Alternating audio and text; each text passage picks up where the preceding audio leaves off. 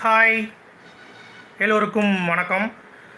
Big Boss season 4 Tamil நேற்று எபிசோடோட unseen பற்றி இந்த வீடியோவில் கண்டிப்பாக நம்ம டிஸ்கஸ் பண்ணலாம். நேற்று எபிசோடு அன்சீனில் வந்து சில சுவாரஸ்யமான விஷயங்கள் நடந்தது.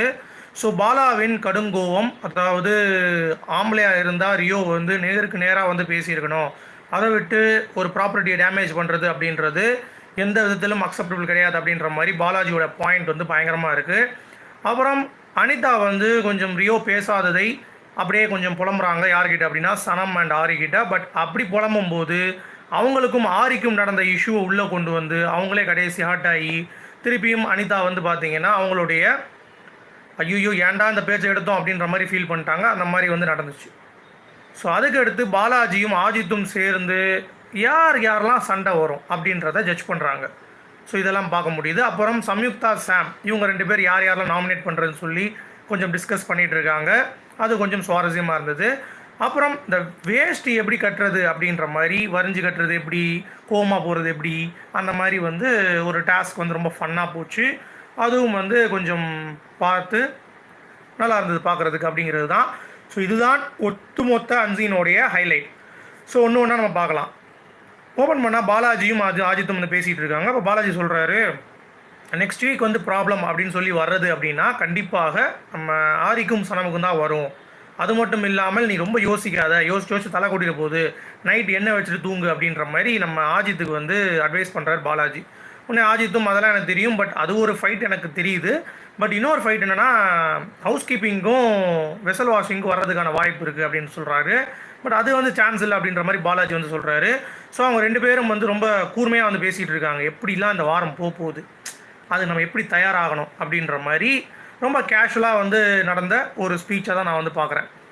அதுக்கடுத்து என்ன நடக்குது அப்படின்னா, நம்ம ஷிவானி அண்ட் சம்யுக்தா இவங்க 2 பேர் பேசிகிட்டு இருக்காங்க about the nomination.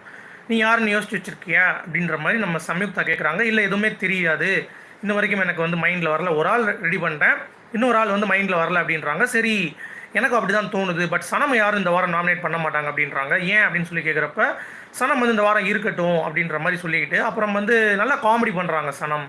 So she is good doing good comedy. So அதனால் கொஞ்சம் இருக்கட்டும் அப்படின்ற மாதிரி.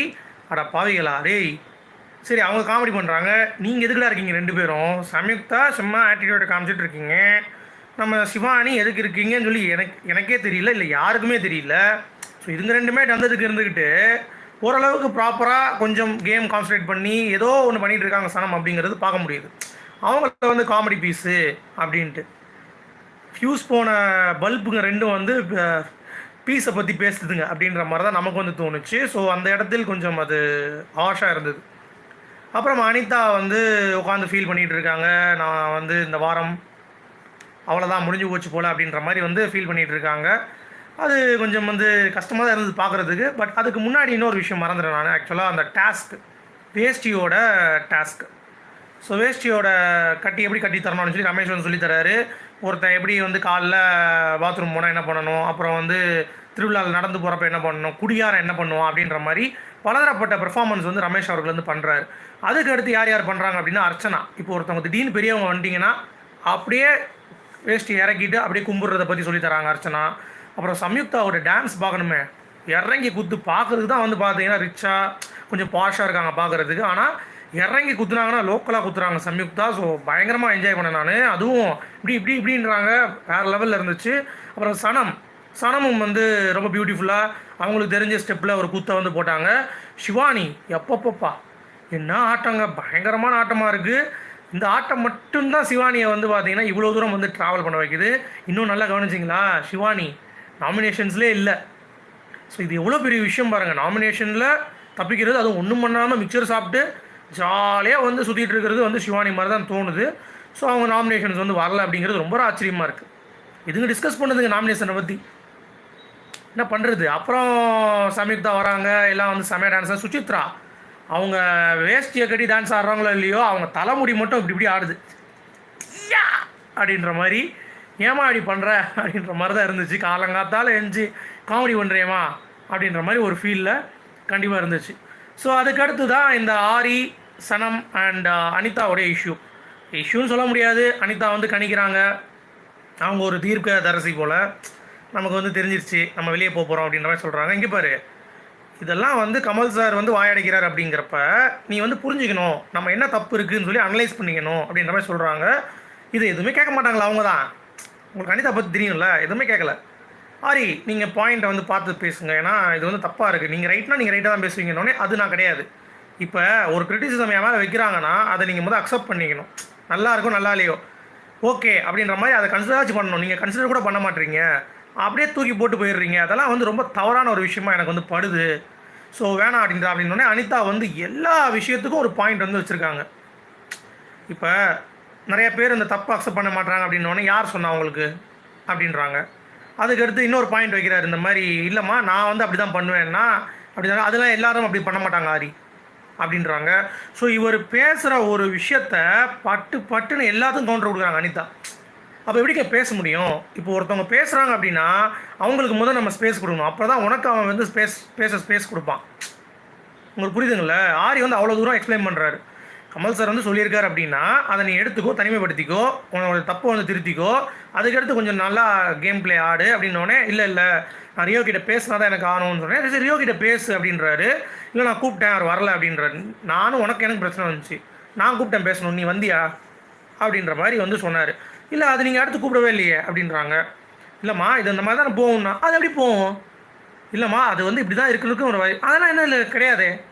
ஏய் என்ன இதெல்லாம் வந்து தேவையில்லாத ஒரு ஆணியாக தான் இருந்துச்சு. ஏன்னா அவ்வளோ தூரம் உங்களுக்கு அப்படியே சொல்கிறாங்க. சனமும் சொல்கிறாங்க இதெல்லாம் உடுப்பா மூட் ஆஃப் வந்து இப்படி தான் இருக்கும், பட் கொஞ்சம் கொஞ்சமாக சரியாயிரும், நீ அதுக்கு இது ஃபீல் பண்ணுற அப்படின்றாங்க. அவங்களுடைய பேச்சையும் கேட்கல.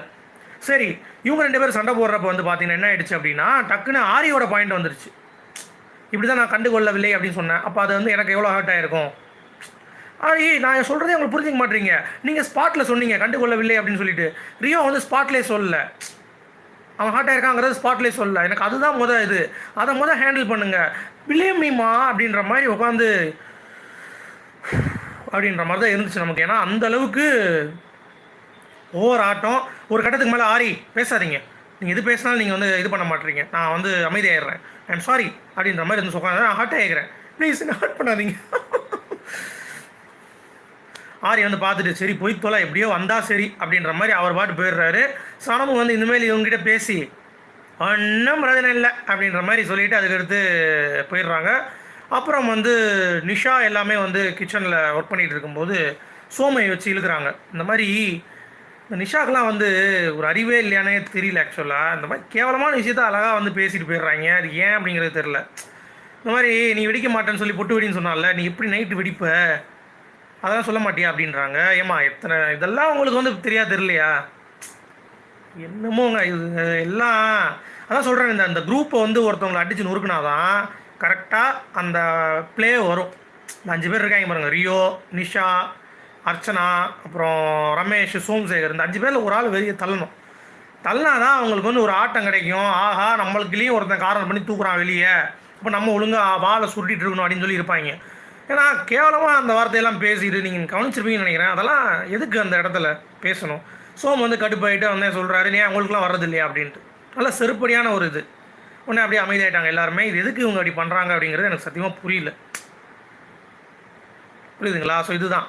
அதுக்கு அடுத்து நிஷா வந்து காமெடி அப்படிங்கிற பேரில் கிச்சனில் உட்காந்து அலப்பறை பண்ணிகிட்டு இருக்காங்க. இந்த டிஆர் வசனம் பேசுவான் தெரியுமா, அந்த மாதிரி வந்து அவரை மாதிரியே பேசுகிறாங்க. இந்த மாதிரி இது அதுன்னு அது எனக்கு என்னென்னு வாயில் கூட வரல. ஸோ அதெல்லாம் வந்து ஆஜித் செம்மையாக கலாய்ச்சார். அந்த ஆஜித் பேசின உருப்படியான இது கண்டிப்பாக நம்ம வந்து சொல்லி ஆகணும். ஏன்னா ஆஜித் சொல்கிறாரு, இந்த மாதிரி இவங்க ஸ்டாண்டப் காமெடி நல்லா தான் பண்ணுறாங்க, பட் இந்த மாதிரி காமெடி பண்ணும்போது ஏன் மொக்கையாக பண்ணுறாங்க அப்படின்னு சொல்லிட்டு, அப்பா சாமி ஒருத்தனாச்சும் போல்டாக சொன்னியடா அப்படின்ற மாதிரி இருந்துச்சு. ஏன்னா ரொம்ப மொக்கையாக இருந்தது காமெடிங்கிற பேரில் அவங்க பண்ண விஷயங்கள் எல்லாமே வந்து கடுப்பாக இருந்தது. அதுக்கடுத்து உள்ள பெட்ரூமில் பேனாகி கேமரா போகுது. ஸோ உள்ளே போனால் நம்ம பாலாஜி வந்து பேசிகிட்டு இருக்கார் ரியோவை பற்றி. ஸோ ரியோவுக்கு உண்மையிலேயே வந்து ஒரு இது இருந்ததுன்னா, நெஞ்சில் மாஞ்சாசம் இருந்ததுன்னா என்கிட்ட வந்து கோவத்தை காமிச்சிருக்கணும் ஆம்பளையாக இருந்தால். அதை விட்டு போய் டோரை போய் ப்ராப்பர்ட்டி டேமேஜ் பண்ணிவிட்டு அப்படிங்கிறது இதெல்லாம் எனக்கு பிடிக்கவே இல்லை. ஆக்சுவலாக கமல் சார் கேட்டால் நான் சொல்லுவேன் எனக்கு தப்பாக பட்டுதுன்னு. ஏன்னா எனக்கு வந்து ஒரு விஷயம் நான் காதல் அப்படின்னு சொல்லி சொல்கிறாங்கன்னா என்கிட்ட வந்து பேசணும். அதை விட்டுட்டு அப்போ நான் வந்து உங்கள்கிட்ட ஏன் சொல்லுவேன் அப்படின்னா, இப்போ நான் எனக்கு தலை தேய்ச்சி விட்டு ஒருத்தர் இருக்கா அப்படின்னா அதை காதல்னீங்கன்னா, அப்போ அர்ச்சனா வந்து உங்களுக்குலாம் வந்து தலை தேய்ச்சி விட்றா, அதையும் நான் காதல் தான் சொல்லுவேன் அப்படின்றார். டே என்னடா பாலா, இது இந்த பதில் நான் எதிர்பார்க்கவே இல்லை. அவங்க ஆமாம் அதையும் சொல்லி தான் ஆகணும். அவங்களும் ரொம்ப ஃபேவரிசம் இருக்காங்க அப்படிங்கிறது எல்லாத்துக்குமே வந்து தெரியும். ஸோ ஜிதன் ரமேஷ்க்கு அப்படியே மசாஜ் பண்ணுறது, நம்ம சோமுக்கு வந்து அப்படியே நைட் ஆனால் அப்படியே பண்ணி விடுறது, இந்த மாதிரிலாம் இருந்தாங்க. ஸோ அதுதான் பாலாஜி வந்து மீன் பண்ணுறாரு. நீங்கள் இதை எனக்கு காமிச்சிங்க அப்படின்னா நான் அதை காமிப்பேன் அப்படின்னேன், அதுக்கு தான் அவர் கோவம் வந்துருச்சு அப்படின்ற மாதிரி ஃபீல் பண்ணுறேன். அப்படிலாம் இல்லவே இல்லை.